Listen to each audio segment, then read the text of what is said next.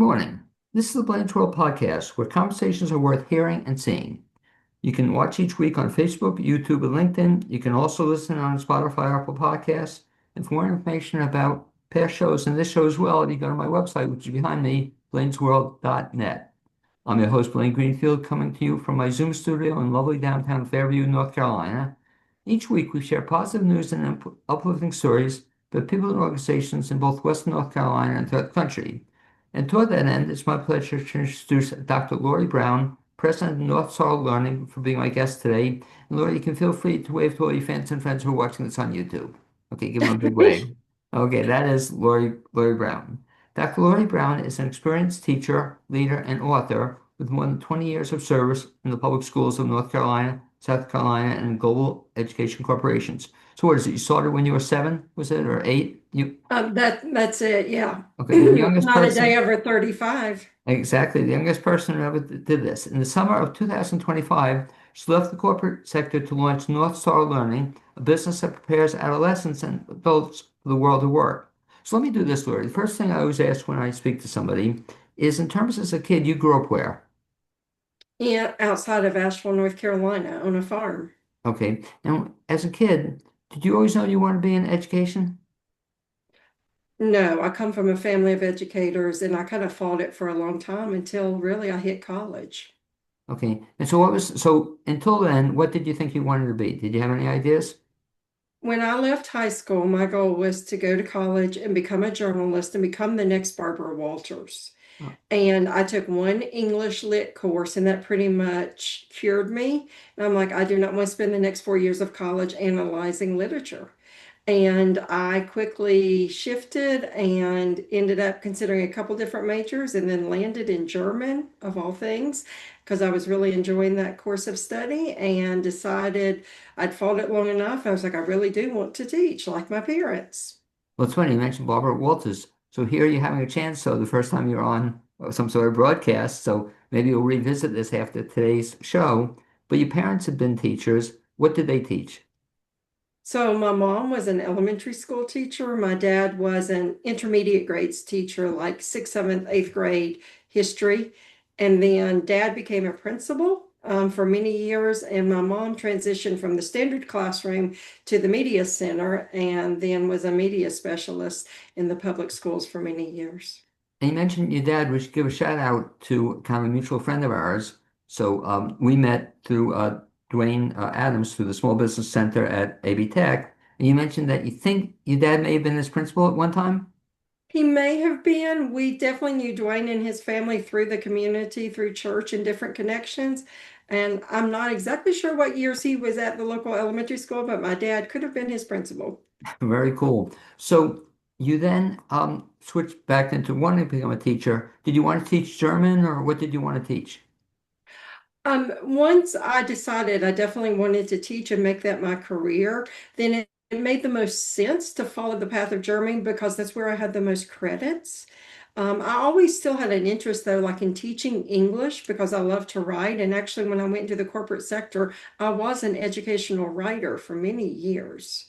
So I say to people, I like to teach and I enjoy working with learners of all ages from pre-K to post-secondary. So I can kind of teach about anything. Well, it's interesting you say that, and we'll talk about this in a second, that in terms of working with people in terms of their career goals and directions, writing is one area that's certainly changing, in terms of, I'm just saying out loud with you, that it used to be a very individualistic thing, but because of AI now, that's changing just a little bit. And in some respects, I'll put you on the spot, but I don't know about you, but personally, in some respects, I'm glad I'm not teaching because it's really changed radically. I mean, everything changes. I guess you work with people preparing for change, but teaching is up there with as things that have changed more than anything else I've seen.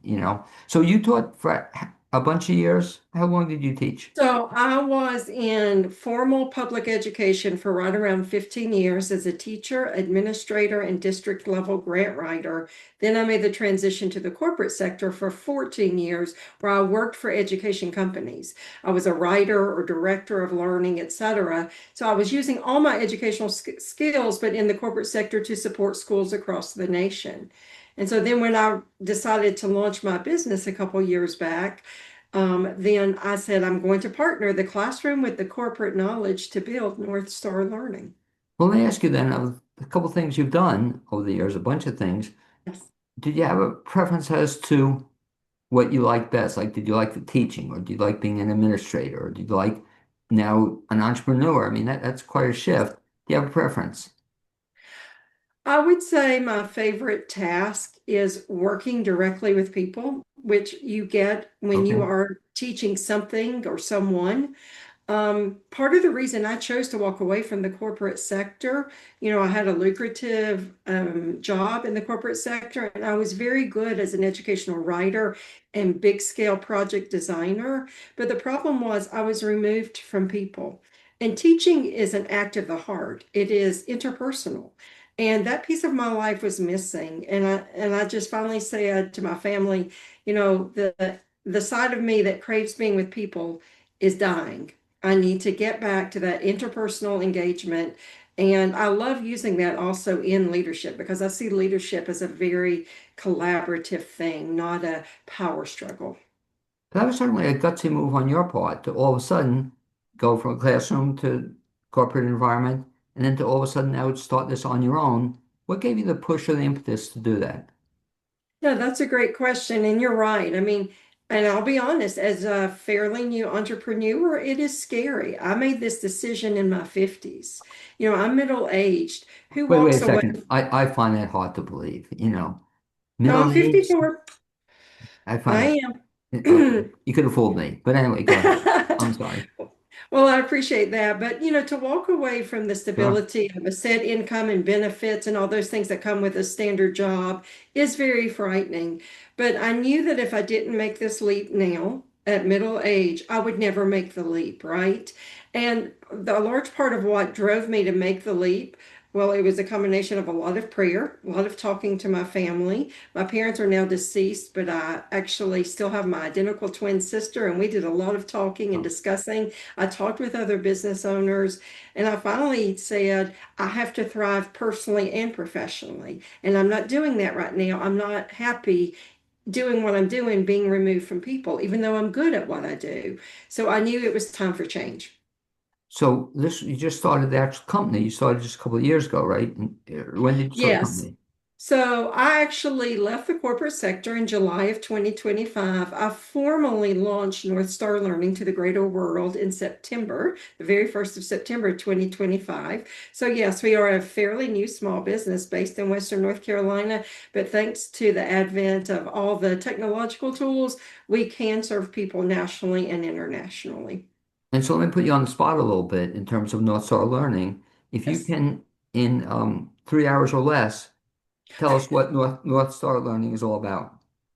Um, sure, happy to, and I'll try to keep it under 3 hours. Okay. So, the short version is that North Star Learning is a business that is committed to turning career confusion into career clarity for life success. Now, who do we do that for? Well, we do that for adolescents and adults.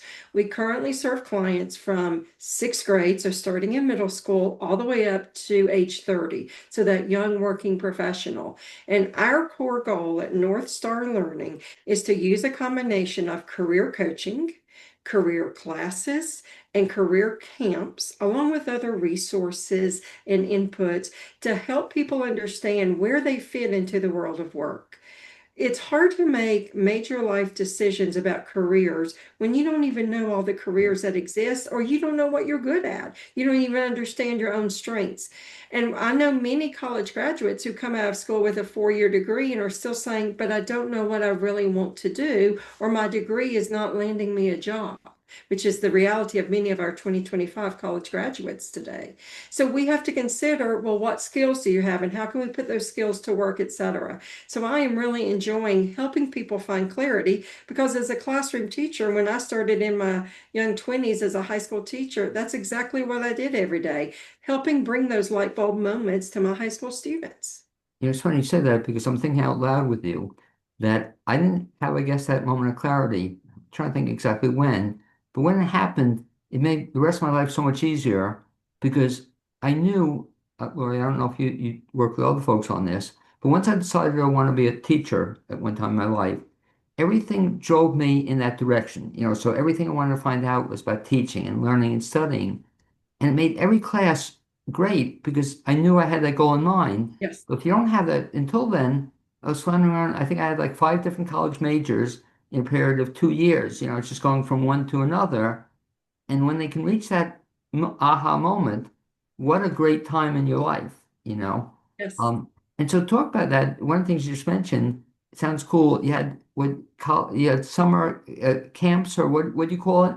What is that? Yes, career camps. I love it. So, the way that we help people bring clarity to who they are and what they might do in the world of work and what jobs actually exist, because let's be honest, AI is changing the number of jobs that exist by the day. Is that first of all, consider little classes. We have one web-based class for middle school, well, for sixth or ninth graders. We're going to be rolling out more classes. Those are self-paced. We also do what we call career camps, and these are mini snapshots, maybe a half day, maybe a whole day. These are really focused on students where we introduce them to different fields of work and let them hear from real people in the field. I don't just talk to you about being a pharmacy technician. I bring one in to talk to the group, right? Are those classes, are they in person or are they online? So with our career camps, we only do them online. We currently don't have any scheduled because we're working on our summer schedule Gotcha. right now. And so we'll be rolling out a schedule soon. But I actually have a place here in South Asheville for those who are local where I can rent the space and we can meet there with a group of up to about 15 students and do career camps. And we have access to computers, et cetera. So we can do some career research while we're there and do all kinds of cool activities. But for those who are outside of Western North Carolina, I have a mobile version. So my short spiel is that I can come to you with a career camp. If you can help me identify a guest speaker in your area where students can see real people in real work, I can design everything else. I love it. I don't know if you do this or when you taught or even now. One of the things I used to do, Lori, even all through my college career, is that every time you had to do a paper, you had to interview somebody. So no offense to internet research or anything like that, but you actually had to speak to somebody in a field related to your major, so what you do. And then the Mhm. other part of it too, they had to then send the person a thank you note. And what I would Yes, encourage people to do is to keep in touch with the person after the fact. And I've yes, had people get jobs and whatnot from that, but it's just yes, to make it real for people as opposed to the abstraction. Um, yes. so it's just sort of what you're doing. It's just if you can really get them hearing from people and speaking to people, and that's really cool. So, for example, who are some of the people you brought in to speak to people or will bring in to speak to people? Well, one example I'll give you, it actually was not in a career camp. It was actually through a career coaching experience, but the same basic concept where you Sure. bring someone to the student. I was working with a high school senior who loved music and felt like he really wanted to go into sound engineering and maybe be a music producer in Nashville someday. Well, I happen to have a friend from high school, from my high school days in Asheville, North Carolina, who's made it very big in Nashville and is very good in that field. He agreed to do an informational interview. My high school friend gave my student a free hour of his time to let my student ask anything he wanted to ask, gave him the deep dive of the career. And 45 minutes into that 1 hour conversation, my student said, "This is not for me." Oh, I, really? Okay. yes. And I consider that a victory because what I tell people is knowing what you do not want to do and what you would not be happy doing is just as critical as understanding what you want to do. Wow. So, what made the student decide, and especially at somebody 45 minutes of time, what made the Yeah. student decide it wasn't for that student? So the reality check that the producer who's worked in the field for almost 30 years was able to give him is that it's not all glamorous. And with the increasing use of AI in music production, many music production people are being left without jobs. And only a few really top producers are, quote, surviving in the field today because so much of it can now be done electronically with AI tools. And so he was explaining that if you're really going to cut your teeth on this and be really good at this, you're going to have to be willing to do the hard work that's no fun. Maybe you travel with a band all summer and you lug their drums around and you work on their equipment because all of that is part of A, building relationships with the musicians, but B, understanding the work.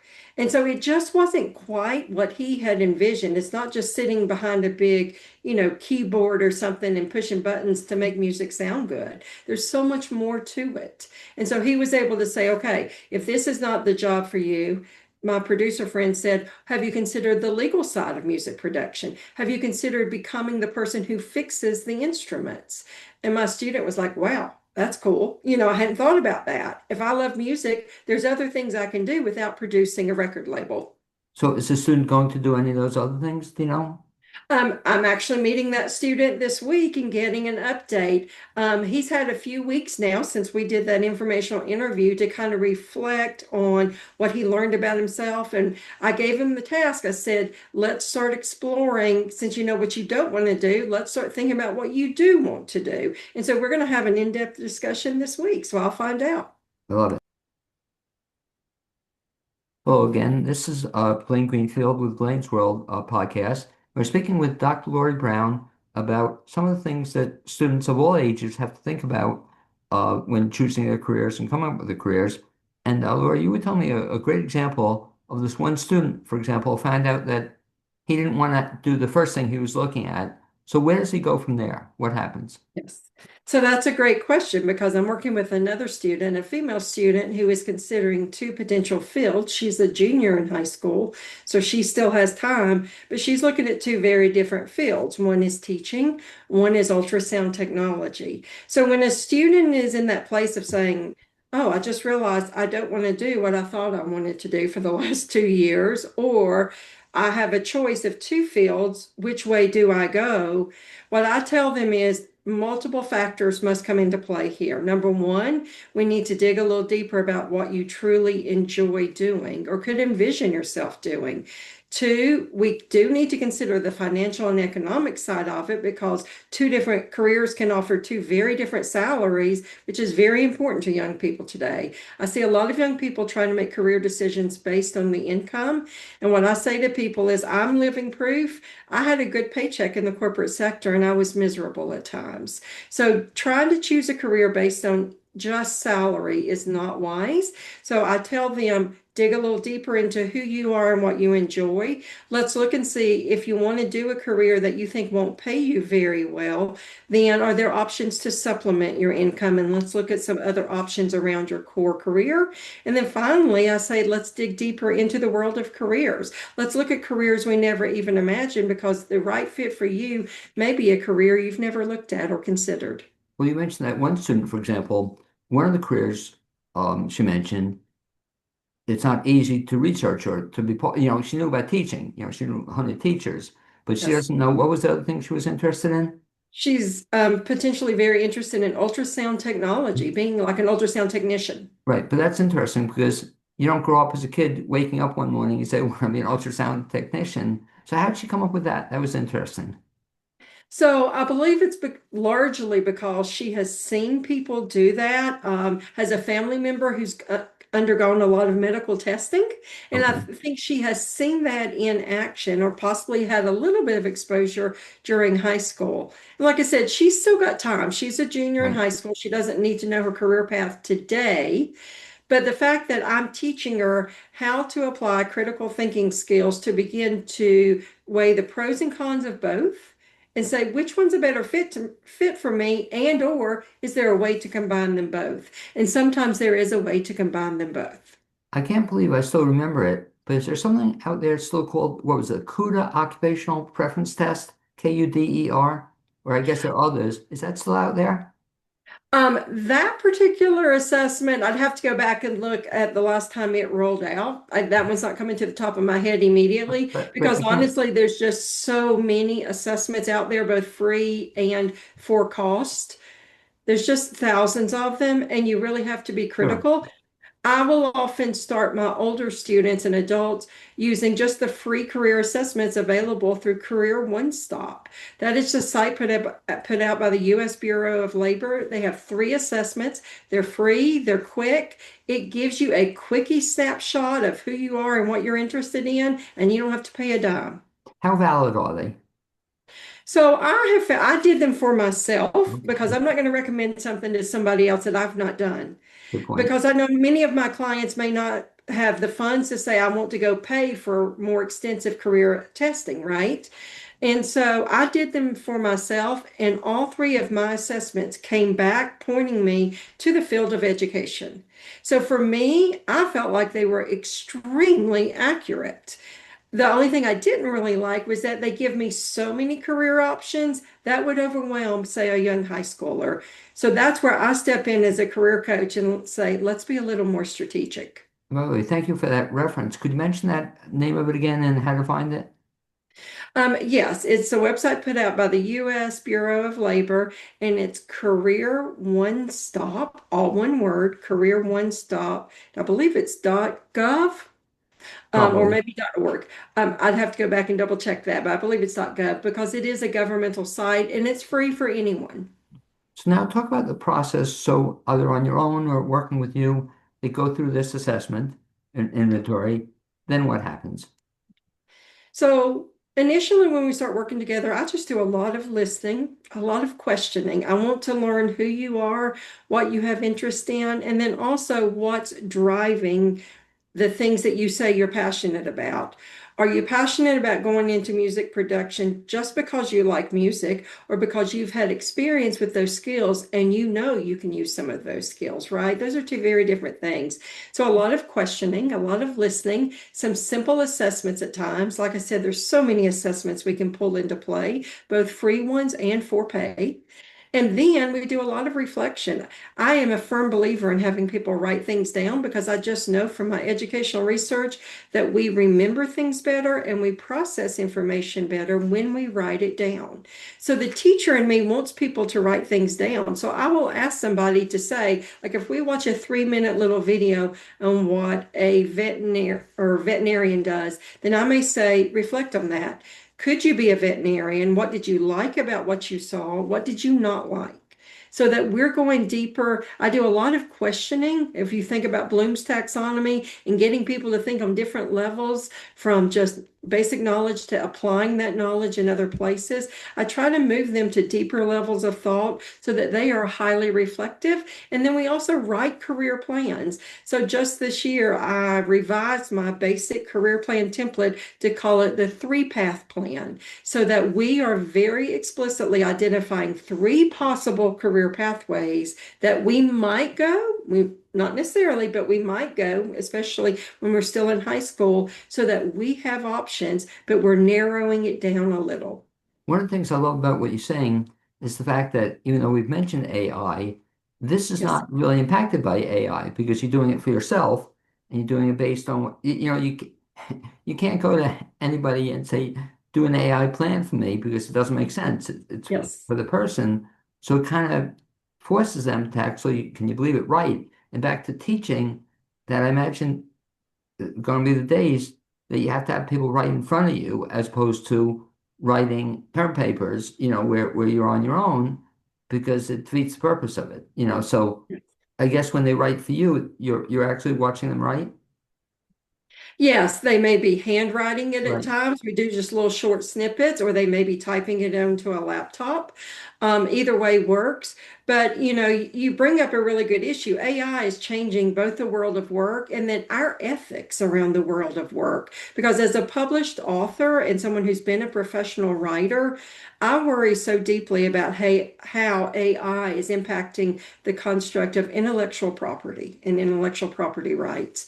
And so, one of the things that we offer through North Star Learning is even like an interview skills prep little mini course that we can do one on one or with a small group of learners, and that's also for adults, or we talk about what are my leadership skills. And part of being a good leader in the world of work is being ethical. If you're using AI in inappropriate ways in a formal work environment, you may get fired on the spot, and we don't want that to happen. Well, what's worse, Lori, and you probably have seen it or read about it, is that, and people don't realize it, that AI oftentimes gives wrong information. And Yes. I'm not talking minor things. You probably read the case of lawyers who were using AI to prepare briefs, and they were called on.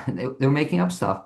Lori, I use AI for different stuff, and I got a response the other day had my name in it. I said, "Who did this and this?" And my name was in it. I said, "How is my name in it?" And then you notify AI and they apologize, but it points out that you just can't take this for granted. So Yes. talking about then the process, so very helpful. You work with high school students who are going into college. You also work, I know you told me off the air and I read about it. You also work with adults as well, though. And talk Yes. about that process, because that's Yes. probably very scary for some people, Yes. even your own self, to have to Yes. go from a career and all of a sudden at the age of 40, 50, 60, whatever, to be laid off. How do you Yes. work with those kind of folks? Yes. Well, at North Star Learning, we typically go up to about age 30. So we're not so often working with, say, that middle-aged person who maybe is going through a very significant career change. But we still offer services that can support them because we do help people understand how to effectively research within the world of work and how to network. The fact remains with all the tech tools that exist today, people lead people to jobs. You are most likely going to get a job through somebody you know rather than sending out 100 applications a day on, say, Indeed.com or Monster.com, whatever. And so, one of the critical things we really look at for those adults, especially those young working professionals, is A, are you building skills? Are you being flexible in the world of work and continuing to upskill your skill set?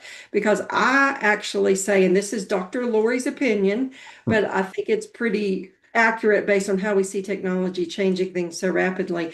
I am advising my adult clients that I believe they're going to have to change careers every 3 to 5 years because the advent of the tech tools today are just too rapidly changing the world of work, removing some jobs, adding other jobs, and changing skill sets.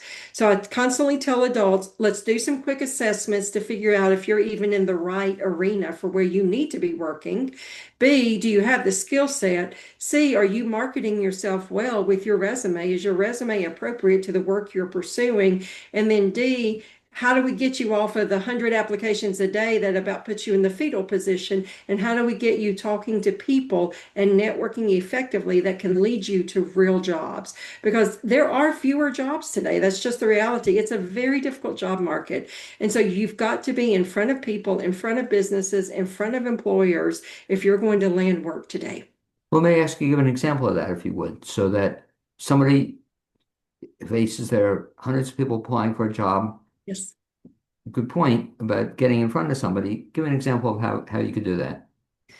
So, for example, I actually have a good friend of mine who was recently going through a career change. And so she leaned on me to give her some explicit career advice and to talk to her through this process of how to get seen when maybe 50 or 100 other people Right. are also applying. And so my advice to her was you need to go be seen. You need to stand out. And so one of the things that I advised her to do, she did it. And I'm thrilled to say she ended up getting the proper interviews and landed the job. She went physically to the site where they were, except the main office of that organization. She physically dropped off her resume and said, I know I've submitted this online, but I just wanted to stop by today and express my deep interest and let you know that I'm local, very interested and willing to do an interview. And that, I think, spoke volumes because I recently did some interviews with HR managers and I picked their brains about what they're looking for when they hire people. And the number one thing they said to me that really stood out was, we're looking for the person who has initiative, the person who's willing to go the extra mile, who is willing to stand out a little bit and maybe say, I'm expressing a second level of interest here. I'm not just randomly sending you a resume. what I find too incredible, Lori, is that how many people who do that and then don't bother something as simple as a thank you note. And I tell, and ironically, I'm going to be doing a seminar for Dwayne next month on marketing, and I tell people marketing is high touch, not high tech. And Yes. so once you have it's amazing, Lori, how many people don't even bother with something as simple as a thank you note. Mhm. But you need to make yourself stand out, make yourself different than anybody else. Yeah. I fully agree with that. And you spoke to it a few moments ago. And as a lifelong educator, you know that writing is a skill that we're losing, thanks in large part to too much texting and just Right. digital technology. We're losing a lot of our writing skills. And yet, if you listen to like AI gurus, everybody thinks that, oh, you just got to be an AI expert. Oh, no. What a lot of these AI experts are saying is, yes, you can get the technical skills, the certificates, the diplomas. But what we need to see in you is the human skills. Can you put a sentence together? Can you critically evaluate the information that AI is giving you? They're looking for the human skills as much as the technical skills. And so that means you absolutely must be able to communicate. So when I'm working with a client, I talk about how we speak, how we write, how we approach people. Yes, we do follow up thank you letters because we need to express our appreciation for their time. Well, it's funny you say that because, and I'm sure you probably cover this as well. But I tell people you can use email all you want, nothing wrong with email. Yes. But if you really want to get somebody's attention, when they're not responding to you, send them a handwritten personal Yes. note. Yes. And it's amazing, Lori, how many people don't know that or don't do it. Yes. But what a way to reach somebody if you want to get their attention. Yes. Well, we're seeing a shift in how we do life, right?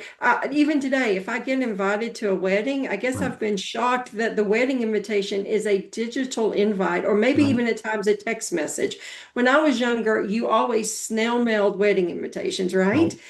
And so just the fact that we're doing life differently and how we operate because of technology, I think sometimes we make assumptions about how we operate around the world of work, and those are bad assumptions or false assumptions. There still must be a human touch, and employers still want real people with real emotions and real world skills.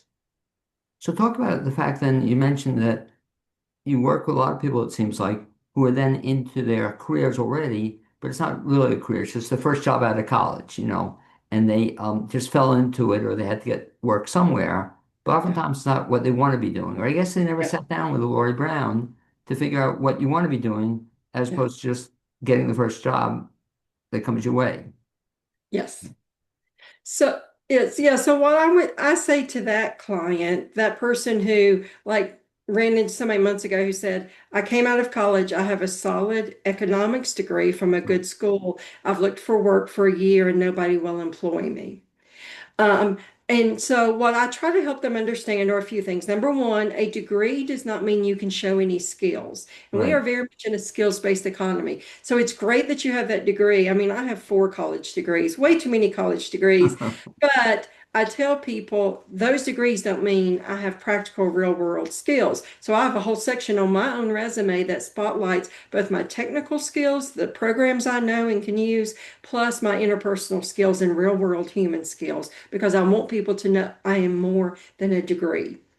And so we need to make sure that they're spotlighting their skills, showing how they've put their skills to work, how they've used them in real world settings. And then if maybe they're lacking in skills, we need to get you those skills. So maybe that means you look at some part-time job that gives you those skills. You take some sort of mini course. You can even take a free AI for Beginners course through Anthropic today and not pay a dime. So there are ways of getting skills and advancing your skills without spending a fortune.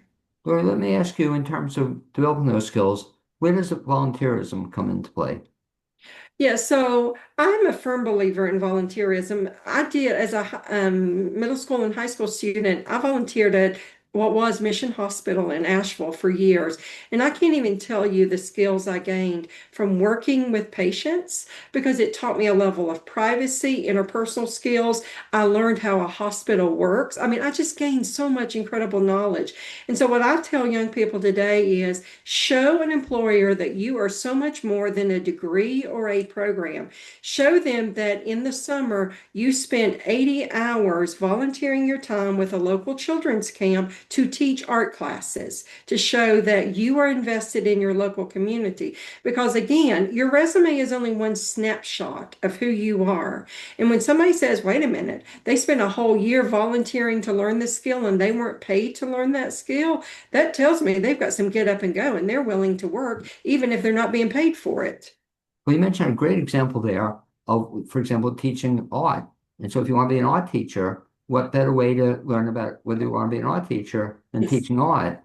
And so I guess the point I'm getting at is if you can, try to volunteer, especially in fields related to what you want to do, and Yes. so Yes. something you encourage people to do. Yes, for sure. Like my high school student who's really thinking she may pursue a career in teaching, possibly with the younger child. She plans to dedicate part of her summer to working with children's programs through her church, like Vacation Bible School and some common programs that Sure. churches often run in the summer. Why? Because it's real world experience. She can come alongside experienced pre-K teachers and again gain more knowledge and skills that helps her to say, is this really the field for me? Or is this just in passing interest, but it's not where I want to focus my career?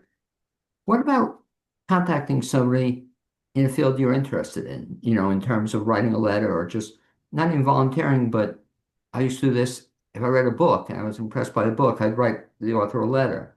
Can Yes. you get information that way? Of course. You mentioned email a moment ago, and I'm really glad you brought that up because what I find, even as a business owner, is that a lot of my emails to say nonprofits, for Right. profits, whatever, they go into spam boxes. They never see the light of day because of all the filters that organizations may have to prevent viruses. I am finding more and more that I don't think email is very effective. You Agree. get far more traction by having someone who knows someone introduce you and make a real world connection saying, I know Blaine and I'd like to connect him to you, Johnny, because you guys have this in common. So you two talk, right? That carries weight when someone can make that connection and introduction. But also, I tell people hit the streets, make real world connections, go to networking events, use LinkedIn. LinkedIn is a great platform for making specific connections. For example, I did my undergraduate studies at Davidson College in North Carolina. If I wanted to learn more about computer engineering, then maybe I'll look for a computer engineer who also went to Davidson, who is working in a field, and I contact them and say, can you help me learn more about the field you're in? We went to the same school. So those kind of things are vital. So making those connections are key. Well, I'll give you as an example, or a mutual friend. We talked about Dwayne Adams before, and that's how even you and I met. Yes, Had yes, I just gotten an email from you or you yes, gotten an email from yes, me, it may have been lost. But because it came from a mutual friend, I yes, paid attention to it and yes, responded to it. So what a great example yes. that I guess it's pointing out there's nothing wrong with asking friends or people for a favor of that sort, or asking for an introduction. Of course, I think sometimes either pride or just this notion of I need to be humble prevents us from saying to someone, hey, listen, I need you to make an introduction for me, or would you connect me with someone who can teach me this? I think we're hesitant to ask that at times because maybe it shows a deficit on our side, or so we think, but nothing could be further from the truth. So when I wanted to interview Western North Carolina HR managers, you know what Right. I did? I went to a friend of mine who went to church with a big scale HR manager in a big entity and said, connect me to her. And as a result, it led me to do a one-on-one in-person interview with her team. I didn't just get access to her, I got access to a whole HR team. I never could have gotten that had those two ladies not gone to church together. So, asking people to be your connection and your bridge is absolutely vital in this crazy new world of work that's being impacted by AI. And what a great example, because again, had you done that on your own, you Yeah, probably would have not been able to yeah. succeed, asking Exactly. for help. Where do you see, so you have the business now off the ground. Yes. We talked about like I love the concept of the camps. What are some of the services you're going to be offering to folks? Yeah, so one of the services that I really enjoy, that is, I guess, my favorite service to offer is that one-on-one career coaching, where that I can do either with individuals or with a small group. Because when you're working with high schoolers, and we don't start career coaching until 10th grade, we don't want to go any younger than that with the coaching. But when you start that, sometimes even high schoolers feel weird to be in a room with an adult. So sometimes you can do very effective things in small groups. And so as we look towards summer of 2026, when parents are often looking for cool opportunities for their kids, but maybe they don't have a couple $1,000 to send them to a big scale summer camp, right? Because summer camps can be pricey. We're going to be offering a unique mini camp experience that we can do in a day or 2 days where we come to your home. We can meet a group of your students in your community, giving them a quickie crash course starting at the middle school level and working all the way up through high school, and really kind of exposing them to the realities of the world of work. Did you know you could get a job as an insurance salesman, and that might be very lucrative for you? That may be a career you've not considered, but you need to consider it. So we want to introduce them to fields of work they haven't thought about, but that are very viable. And let me ask you the role of the parents. Yes. You mentioned 10th grade restart, but talk about the role of parents in terms of helping their kids find career direction even long Yes. before 10th grade. What's their job? The role of the parents is key to helping a young person and even an adult fully develop and embrace what we call their career identity. If you look at research that's been done for decades, it shows us that even by the age of 3, as a preschooler, they are developing an explicit career identity. So if they see the policeman, the fireman, or the plumber working out in the community or in their home, then those are the jobs they think they can do, even at 3 years old. And so maybe they're not set up to be the policeman or the plumber or the pastor or the doctor, whatever the people they see. And so the way you begin to shift and move that career identity so they have lots of options is you introduce them to the world of work over time. So what I tell parents is even the preschool years is not too early to introduce careers to your child. And that is something as simple as just having a career conversation at any age. So whether you're 3, 13, or 33, so it can be something as simple as saying, "Oh, today we were in a restaurant and this waiter served us our hamburger. Would you like to be a waiter? Let's look at what he's doing. He's carrying heavy trays of food. Could you carry a Huh. heavy tray of food? Would you like that?" I mean, that sounds simplistic, but honestly, many times we're not even having basic conversations about the work we see going on around us. So parents play a vital role in encouraging kids to study careers, to have conversations around careers, and then especially to understanding their personal identity so it can lead them to a professional work identity. What if, one other question on that line, what if you find your child is going in an inappropriate direction? And I'll give the Yes. example, and I'll tell my story in a second. But the example Mhm. of a child who wants to be a professional baseball player. You know, every kid Yes. wants to be a ball player. Yes. And you know it ain't going to happen. Yeah. How do you, and even when you the work you do, I guess sometimes you get people who may say things that wouldn't be good for them. How do you deal with that? That is an excellent question. And I hear that question all the time because if you talk to any middle schooler, they're of the opinion that they will all become TikTok stars and make $1 million a year. But, at 54, I still haven't become $1 million TikTok star. So we need other paths and plans. So what I tell parents is, let's not totally crush their dreams, kind of jumping in and saying, absolutely not, you cannot do that. I don't want you to do that. That you'd be really bad at that. Da, da, da. Right. Let's have an open mind around it. Let's say, okay, that's what you want to do. Let's look at the pros and cons. Let's look at the percentage of people who actually become $1 million TikTok stars and what they have to do to get there. Let's also consider, do you have the skill set to pursue that? Like a parent recently told me their middle schooler wanted to become an NFL star, but they're not playing football yet. Well, it's going to be a little hard to become an NFL star if you're not yet playing football. So, sometimes we have very kind of confused ideas about the world of work. And then when they get into high school, oftentimes some parents feel disappointment if they did a 4-year college program Right. and their child says, but I don't want to do a 4-year college program. And that's hard for parents to digest many times. And I understand that as someone who's been through 4-year and postgraduate programs. But at the end of the day, you can pursue strong fields of work that actually pay you a lot more money than I'm making, that don't require more than a 1-year certificate or a 2-year diploma. And so let's be open, let's ask questions, let's explore things together, and let's kind of be flexible about all of our options.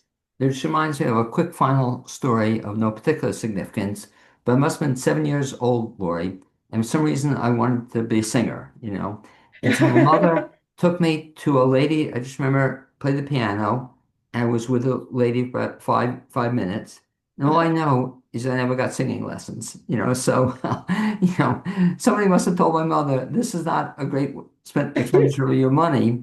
But it's funny, I still remember it. And your point is so Yeah. on target is the fact that at the time my mother didn't discourage me per se. She didn't Uh-huh. encourage Uh-huh. me, but she gave me the opportunity to see, Yes. and I'll finish the rest of the story offline. Anyway, Dr. Lori Brown, if folks want to get in touch with you to find out more about some of the stuff you do for, you said 10th grade on and up to 30, best bet is to what? Go to the website? Yes, so go to our website, northstarlearning.org. Again, that's northstarlearning.org. And if you click on the services tab, you can look at all of our services by age level, starting at middle school and going up to that young working professional, whether you're a college student or if you're a school interested in the professional development I offer to schools and educators, you can click on that tab. So we have our services laid out by age or group.